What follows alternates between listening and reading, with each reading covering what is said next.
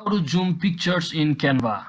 So hello guys, welcome back to my YouTube channel. In this video I'll be showing you how you can easily zoom on any pictures on your Canva. So first thing, head over to your Canva official website, and once you are inside here, click on any of the document model, and let's say I want to click on whiteboard for you to show you clearly.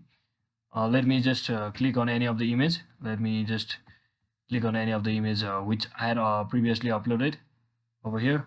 Let's say I want to zoom in on this image.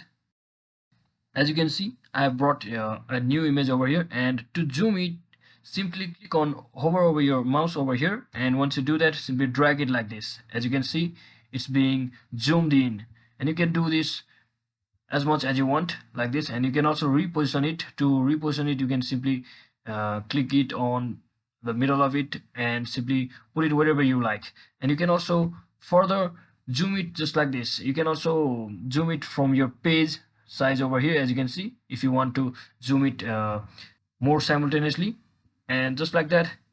This is exactly how you can zoom in on your Canva.